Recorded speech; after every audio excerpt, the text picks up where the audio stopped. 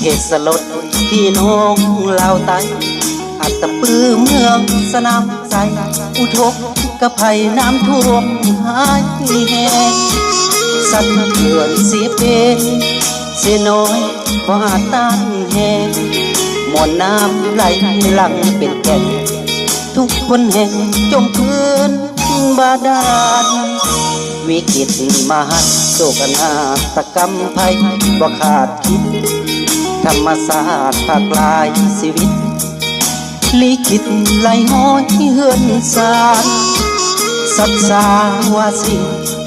ทรัพย์สินจมดิ่งบาดาลดวงใจคนลาวหลายล้านพวกอธิษฐานส่งกำลังใจพักลาดเท่าใดสงสัยเบิ่งแยงช่วยเหลือนานาประเทศเฟื่อล้นเหลือวัตถุสิ่งของอาหารเงินตาเข้าป่าหยุดยาสนองนุ่งอุ่นมีกินอิ่มท้องพี่น้องมีกำลังใจข้าขอวนไว้พระองค์แสนแดนอัตตปือสิ่งศักดิ์สิทธิ์ลือสื่อนับถือศรัทธาทางใจ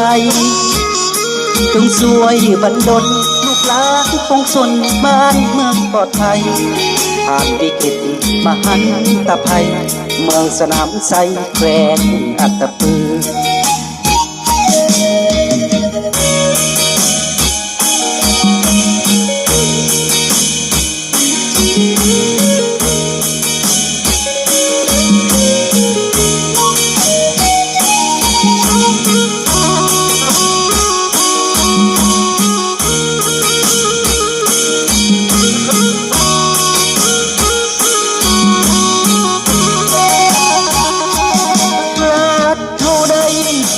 ใส่เบิ่งแยงช่วยเหลือนานาประเทศเฟื่อล้นเหลือวัตถุสิ่งของอาหารเงินตาเข้าป่าหยุดยาสนองนุ่งอุ่นมีกินอิ่มท้องพี่น้องมีกำลังใจข้าขอวนไว้พระองค์แสนแดนอัตตปือสิ่งศักดิ์สิทธิ์ลือสื่อนับถือศรัทธาแห่งใจจงช่วยบรรดลลูกหลานปวงชนบ้านเมืองปลอดภัยผ่านวิกฤตมหันตภัยเมืองสนามไซแขวงอัตตปือ